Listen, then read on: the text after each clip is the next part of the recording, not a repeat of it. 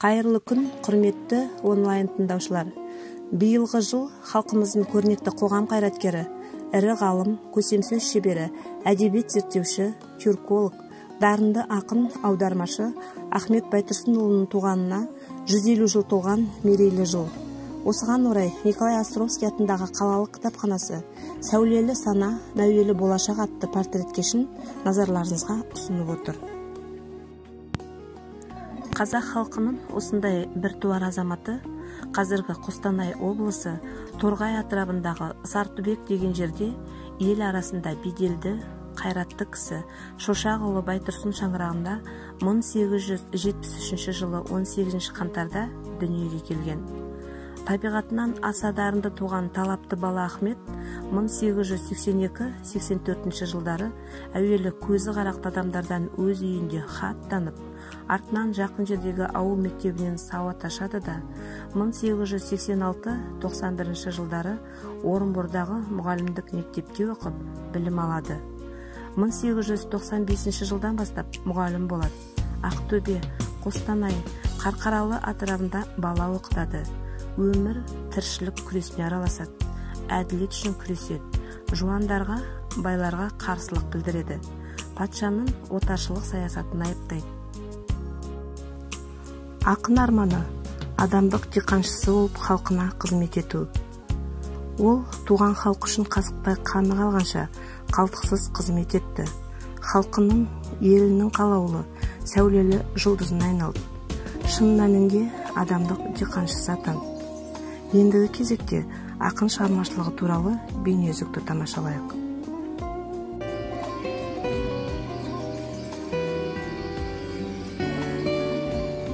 Торғай таңы атып келеді.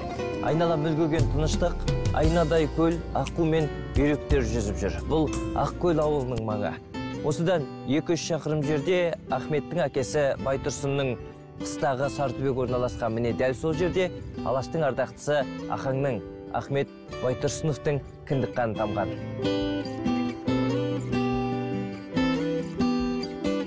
Осы байтақ далада Ахметтің балалық шағы өтті.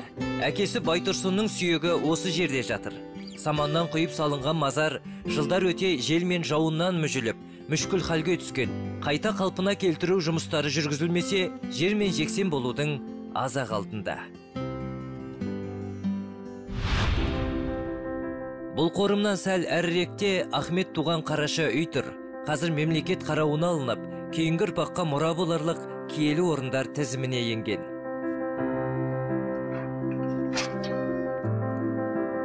Адамдық диқаншысы қырға шықтым.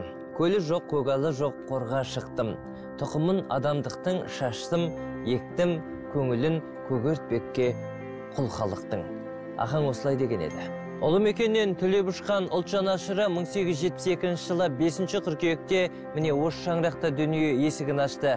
Иесі болмаса да киесі бар үй Ахмет ақталған жылдары іргетасынан қайта тұрғызылып қалпына келтірілді.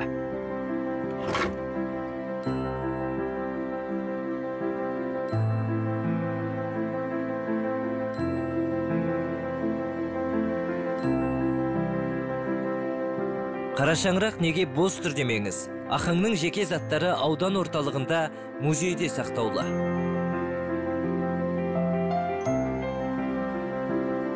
Ағартушы, қазақ тіл білімі мен әдебиеттану ғылымдарының негізін қалаған ғалым, ұлттық жазудың реформаторы Ахаң білімге ден қойып, оза шабатынын жастайынан ақ аңғартқан еді. 13 жасында әкесінен жетім қалғаннан кейін ана тәрбиесінде болып, мұсылманша білім алғаннан кейін қазақ даласына тұңғыш білім нәрін сепкен Ыбырай Алтынсарин 1864 жылға шыққан мектепке 2 класстық орыс қазақ училищінде оқығандығын жақсы білеміз. Одан кейінгі білім жолдарын Ахмет Байтұрсынов Орынбордағы бастауыш мектептің мұғалімдерінің семинарын бітіріп, елге келгеннен Қостанайда, Ырғызда, Қарқаралыда ұстаздық қызмет атқарғанда. Ол елім деген ер болды.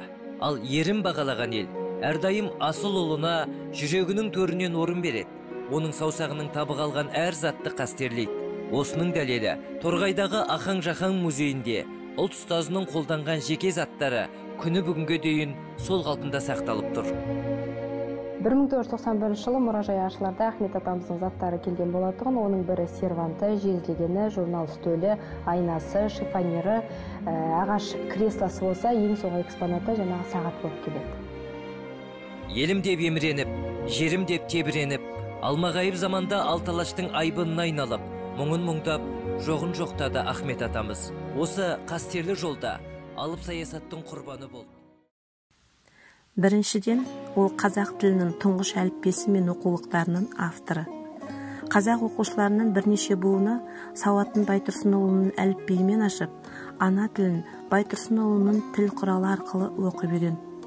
Қазағым елім деп өз ұлтының бостандығы мен тәуелсіздігі жолындағы күресте бұқараның жүрегіне қозғау салып, ұйқысынан оятты. Қазақ халқының тағдыры бүгіні мен ертеңгісі Ахмет поэзиясының өзегі болды. Ол өзінің ағартушылық, демократтық, гуманистік идеяларын халқына поэзия тілімен жеткізуді қалады. Өз өлеңдер жинағын маса деп атауы да тегін емес еді. Ол ұйқыда саясаттан тыс жатқан надан халқының құлағына маса боп ызыңдап оятуды ойлады. Олай болса, Ахмет Байтұрсынұлының отты өлеңдеріне кезек берейік. Ахмет Байтұрсынов қазақ қалпы. Қазіді қатар шыққан қылдаған, сахара көлге қонып салқындаған. Бір өртке қаудан шыққан душар болып, не қалды тәнімізді шарпылмаған. Алаштың адамының бәрі мәлім, кім қалды таразға тартылмаған, дегендер мен жақсымын толып жатыр, жақсылық өз басынан артылмаған.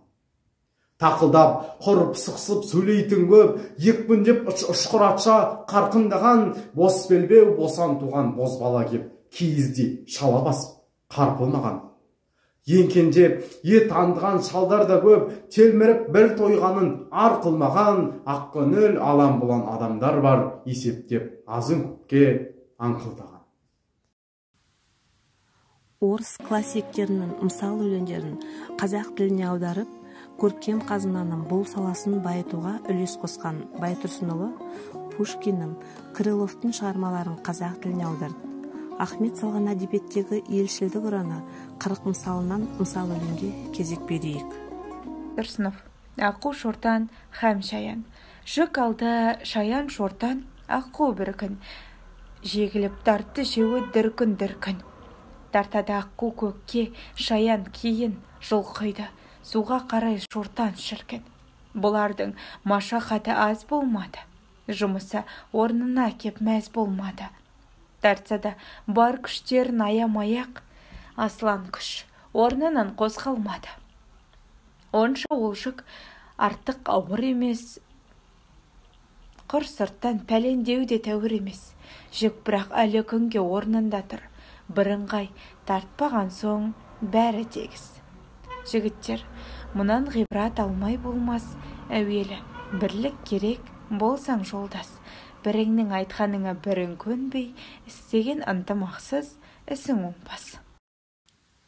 Халқымыздың дара тұлғаларының бірі Міржақып Дулатов Оян қазақ өлеңдер жинағындағы сөз ақыры атты қорытынды өлеңінде Ақназ Байтұрсынов Ахметтей, сөзі алтын, мағынасы меруерттей, оқыған ғибрат алып жас жігіттің кәміл есі өз халқына қызмет етке деп ақыл шағанын, туған халқына қалтықсыз қызмет еткендігін, ақынның ой мен сезім астасқан жырларын жаттаған, мысалдарын тұшына оқыған жас қауымда ақын шығармаларын ешқашан естен шығармайды. Ахмет Байтұрсынұлы қазақ ән күй өнеріне де терең ой жіберген ғалым. Затаевичтің айтуынша, ол шебер домбырашы, әнші болған, халық әндерін, күйлерін жинаған және олардың шығу тарихында білген. Композиторлық дарынның айғағы ретінде Аққұм, Қарагөз әндері кейінгі ұрпаққа мирас болып қалған.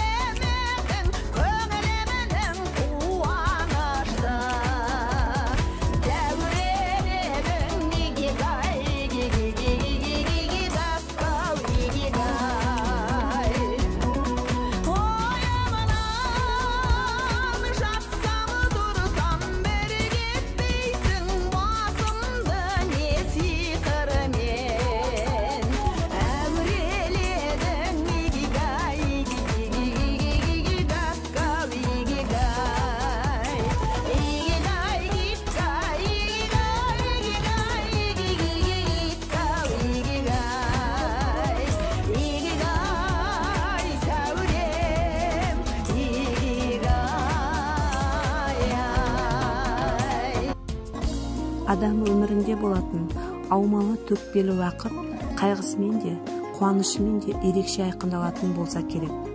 Ахмет Байтұрсынұлы тағдыр толқындарынан, қайғы қасірет сілкіністерден, тар жол тайғақ кешулерден өткен. Қылышынан қан тамған қаһарлы жылдары жазықсыз мыңдаған адамдар халық жауы деген жаламен айыпталып, жер аударылып кетті. Кейбір деректерге қарағанда 6 миллион адам қуғын сүргінге ұшырап, оның 900 мыңдай атылған. Сондағы 25 мыңға жуық қазақтың ішінде 5 арысымыздың бірі Ахмет Байтұрсынұлы болған еді. Алаш қозғалысы тұсында ұлт азаттығы жолындағы күрес басшыларының бірі болды. 1919 жылдың наурыз айында бұрынғы ұлт зиялыларының кейбір өкілдерін өзімен бірге алып, қазақ халқының мүддесі үшін қызмет етті.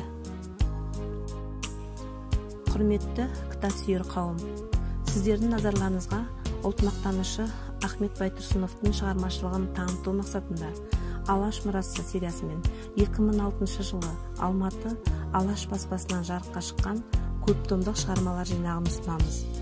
Бұл шығармалар жинақтарында Алаштың асыл азаматының өмірі мен қызметі баяндалады және 40 мысал, маса, әдебиет танытқыш түпнұсқаларымен салыстырылып, өзгеріске ұшыраған сөйлемдер алынып тасталған ғылыми талдаулар қайта қалпына келтіріліп, толықтандырылды. Бұл еңбектері жалпы әдебиетсүйер қауымға арналған. Назарларыңызға ұсынылып отырған келесі шығармасы Алматы раритет баспасынан 2005 жылы шыққан маса жинағы. Масаның негізгі идеялық қазығы жұртшылықты оқуға, өнер білімге, рухани көтерілуге шақыру, адамгершілікті, мәдениетті уағыздау, еңбек етуге үндеу. Бұл кітапқа енген өлеңдерінде ақын қараңғылық, надандық, шаруаға енжарлық, кәсіпке марғаулық сияқты кемшіліктерді сынады. Назарларыңызға ұсынылып отырған келесі шығармасы Алматы Атамұра баспасынан жарыққа шыққан әдебиет танытқыш атты көлемді еңбегі. Әдебиеттану ғылымы мен қазақ әдебиеті тарихына арналған тұңғыш зерттеу жұмысы. Қазақтың ұлттық әдебиеттануының ғылыми негізі, әдістемелік арналары, басты терминдері мен категориялары осы кітапта топтастырылған. Құрметті оқырмандар, республикада көптеген мектептер және көшелер Ахмет есімімен аталып, Қостанай қаласында оған ескерткіш орнатылды және жоғарғы оқу орны Ахмет Байтұрсынов есімімен аталады. Байтұрсыновтың өшпес мұрасы болашақ ұрпақтың игілігіне қызмет етіп, асыл қазына болып қала бермек. Назарларыңызға рахмет.